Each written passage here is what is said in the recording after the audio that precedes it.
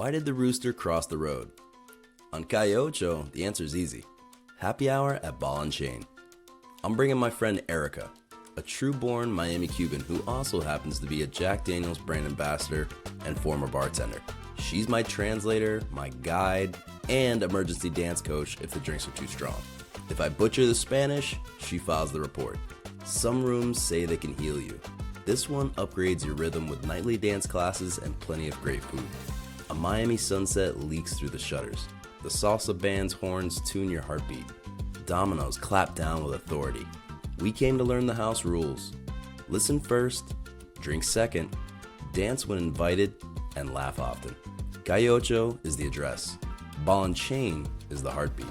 Tonight, we're greeted by Steve, the assistant GM, a local and true hospitality pro. He's kind enough to start us off with a round of drinks that scream Havana and Miami. Hey guys, how you doing? My name's Steve. Welcome to the world famous Ball and Chain. I have for you two of our most popular drinks. Of course, the classic Mojito and our Cuba Libre, which is a rum and coke. Love it. Thank you. Of course. What makes it world famous? What makes us world famous is that nobody has ever duplicated us. We're the only Ball and Chain in existence. We don't plan on opening another one or a franchise, and those are the words directly from our owners and everything. We have a unique experience that we offer everyone that nobody can ever copy. Love that. How long has Ball and Chain been around for? Since 1935, actually, Ball and Chain has been around. And since then, it's been a couple of different versions of Ball and Chain. Himmel's Ball and Chain, the Ball and Chain Tavern. But overall, the name just stuck. And that comes from the rare history that we actually have here. If you don't mind, I'll tell you about it. Oh, please. Yeah. So before there was actually a Southwest 8th Street or a Calle Ocho, even a Tamiami Trail, it was just a dirt road coming out of the Everglades for people to get to Miami. That's all that existed. And then throughout the years, a guy by the name of Ray Miller and Dean Shackman both operated outside the law a little bit. They were Teamsters, they were part of a union. Okay. So they were known to do a couple of things their own way.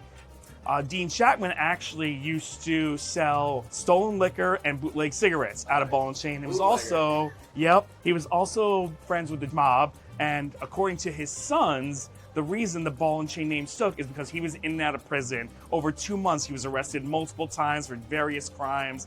And so that name kind of stuck with it there.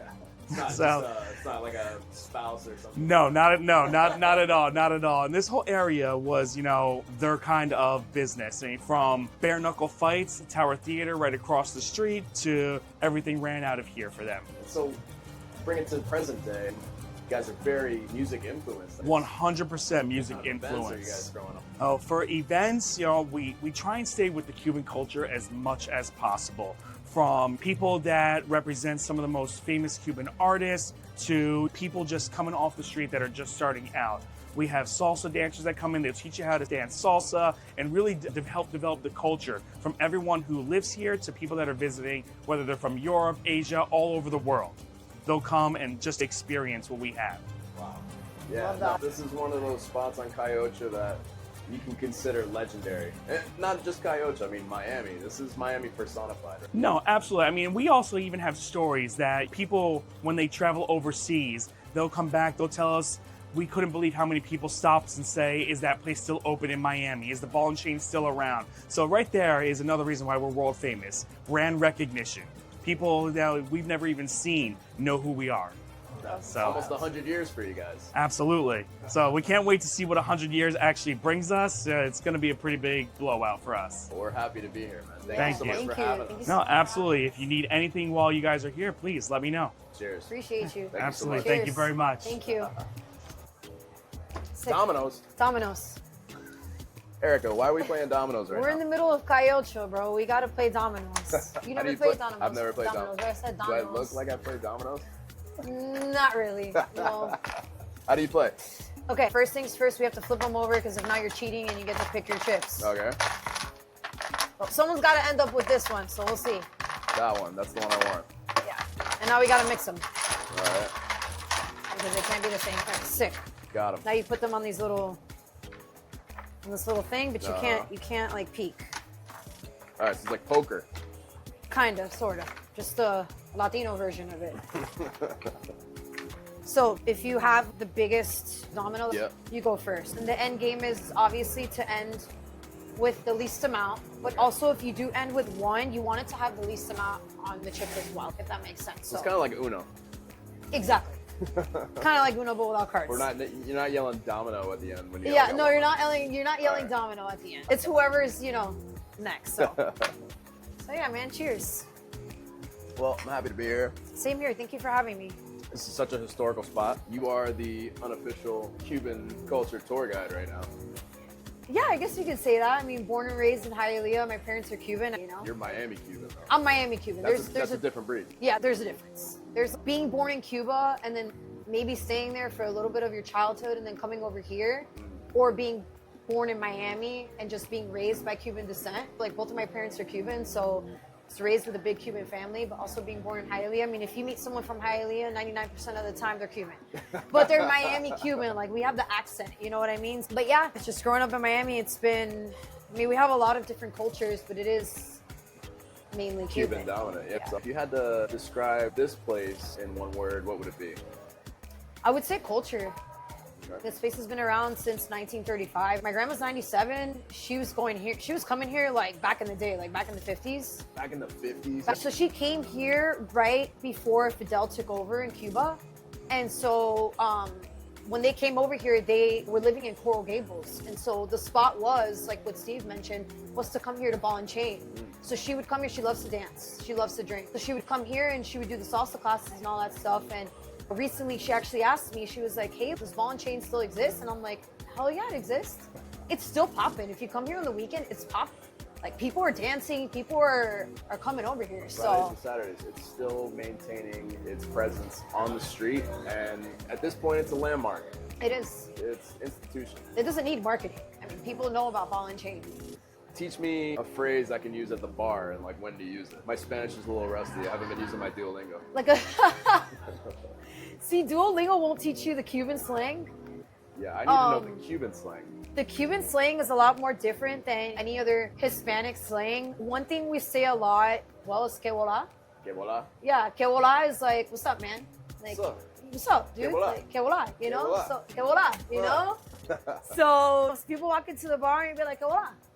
That's not, like, I'm not causing No. confrontation or anything. I'm No. like, que vola. It'd be different if you were like, You're trying to kick my ass. yeah, no, people won't take it that way. I mean, in Miami, you probably hear people say que vola a lot. And que vola is just like another way of saying, what's up, dude? So what is the official Miami cheers? It's pa arriba, Pa arriba, pa abajo, pa abajo, pa'l centro, pa centro, y pa adentro. y pa dentro. And what does that mean? That's up, down, center, inside. All right. Pa arriba, pa abajo, pa'l centro, y pa adentro. Yeah, probably hear that a lot, don't you? Do you hear that working at 11? You hear that all the time at the bar. Yeah, That's everybody's favorite thing. I love and that. nobody's getting it right. I know. That's And I'm hilarious. now realizing that since you just said it the correct way, that no one's gotten it Nobody's gotten it right. Yeah, it's pretty easy when you think about it, but right.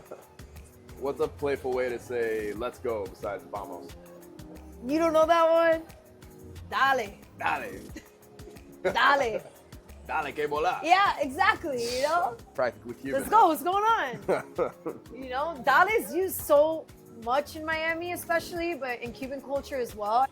Dale can go a whole different, it can go different avenues, but dale is super Hispanic. Yeah. Miami, it's used a lot. Let's go, dale. What if I want to say, Dale, that drink is amazing. Dale, This that drink is good. amazing. Dale, ese trago está riquísimo. You're going to have to say that slower. There's no way I'm saying that back to you. Okay, so Dale. dale, ese Ese trago trago está está riquísimo. riquísimo. There we go. Look at that, man. Rico suave. Look at that. You even rolled the R and everything. It was all. I don't. It didn't go gringo style, man. What is gringo style? Gringo style is like not being able to roll the R's and like. Ra. Pra. Have you ever heard somebody be like, "Hacer que vola"? I said it. Que vola. That's Miami Cuban. That's Miami Cuban.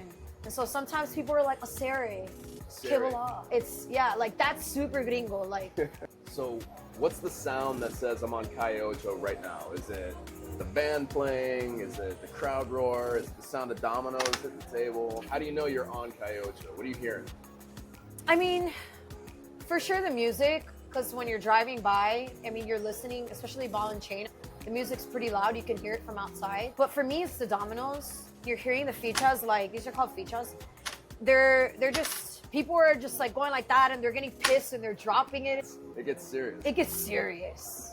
What? I mean, people will play this for like 5 hours, right? Yeah, I mean, they'll play over and over and over and over. Like at the family parties, that's all they play and it's all night, like over and over and over and over. And people keep a score. It's intense. If Cuba had an Olympics, It'd be dominoes, dude. it'd be dominoes. Yeah, it'd be dominoes, man.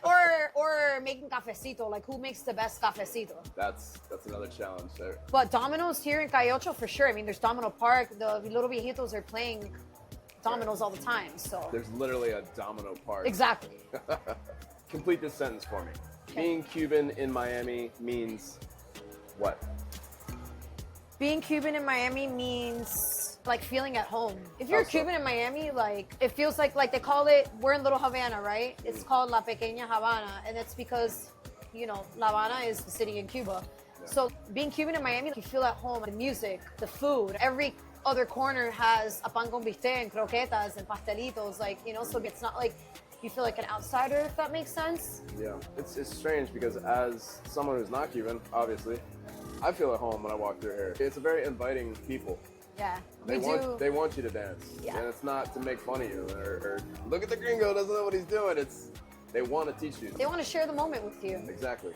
That's a great way to put it. Yeah, and I feel like also too, like, for example, when you're walking into the cafeteria to like get a cafecito or a pastelito, how inviting are the women that are taking care of you, you know? Like they're super ready to serve you.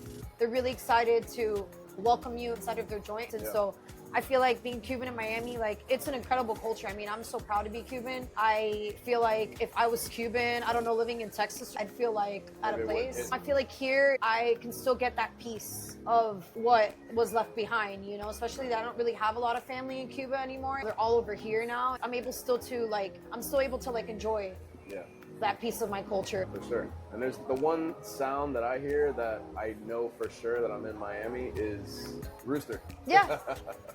I mean, how crazy is it when you're in another state, you see squirrels, you see crows and birds, and it's like, the other day I was leaving UM and I had to stop because the chicken and they were like literally in front of my car and they wouldn't move. And you just see like little pollitos running around they're like our squirrels, you know? I think it's awesome. What is the friendliest way to join a salsa dance without being weird or intruding? I would say to kind of like make your way towards it. Test like, the waters? Yeah, like test the waters and like just get up and like, you know, just start making your way into, let's say it's like a circle, make your way into the circle and dance, and people are going to be inviting and want to have you join the dance party. Latinos love when other people come and dance. Haven't you noticed when you go to places that they're playing Latin music, everybody's trying to get you to get up and dance? Instead of being like, hey, you want to dance and being all creepy, like you can just walk up and just make your way in there. So what's a small act of hospitality that your community loves to see? I would say dropping off a cafecito or like a colada to the bar. Yeah, like they need it. The bartenders nowadays, they need a pick-me-up. Yeah. And I feel like every time, at least for me, when I would pull up with a little colada, you know, with the little baby white cups, you know what's up. Oh, yeah. Like, you're Miami. You're the hero. Yeah, you're the hero, dude. You're the hero. You pulled up with a cafecito. Then when you pull out those little white cups and you put them into a line and you start, like, dividing the cafecito, it's done. People respect you and they're, like, happy because it's going to get them through their shift. And that is a really big thing. Just showing up for them and showing up with that little cafecito goes a long way. No, it truly is the cafecito that binds us. Yeah, it really is. Working overnight, right? Especially at a bar. You need that pick-me-up, you and need somebody that comes in with that tray of those little cups, it's on. Like, we don't want an energy drink. Thank you, sir. That cafecito hits hard, man. Yeah. It hits hard, so. It hits harder than life sometimes. Yeah. Well, thank you so much for bringing me here and showing me this. Yeah, absolutely. Thank you for having me. I love historical places. It's a beautiful part of Miami. It really is. And it's an essential part. This is what makes Miami. The Cubans make Miami what it is. That's why it's different from everywhere else in the country. Not only the great weather. Yeah, I mean, the weather's great, but like, hey, the cruises, they drop you off and they bring you here. But if you want authentic Miami, people think, oh, I go to South Beach.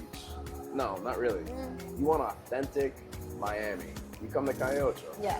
And you see the street. You see all the different storefronts and all the Cuban influence that have been here and have stood the test of time. We're here in a venue that's been here 90 years. Yeah. And looking pretty strong in the century mark. Yeah. Absolutely. I think it brings a lot of history. I think it brings me especially back to my roots. My grandma was coming here in the 1950s. And not a lot of places nowadays in Miami last and have that culture and have that history behind them. So I agree. I think this place is definitely iconic and it's a beautiful spot. Oh yeah. Miami restaurants turn and burn months, maybe a couple years. They get lucky on 3. Beyond 3, yeah. That is true. 90. 90, yeah. That's... The 90's still kicking and always busy. Yeah. I'm happy to share your city. Same here. Thank you for having me, man. Thanks for being here. Dale. I appreciate it. Dale. By the end of the night, I had a little more Spanish in my pocket and a lot more respect. I learned how to cheers the right way. Arriba, abajo, al centro, pa'l dentro. And when in doubt, just say dale and smile big. Cuban culture is so inviting you get points for the effort, not the execution. Erica translated more than just language. She gave me a window into Cuban Miami, the pride, the flavor, the rules you don't find on paper. And Steve, he gave us the history behind the heartbeat, how Ball and Chain sets the tone for history-rich venues in the city. A rhythm passed down, lost, and found again on Calle Ocho. It all started right here, in the heart of Little Havana, with stories in the walls, music in the air, and dominoes keeping time. I came for a cocktail, I left with a little more culture, and an urge to play some dominoes. Cheers, and I'll see you in the next one. We're at the fast now.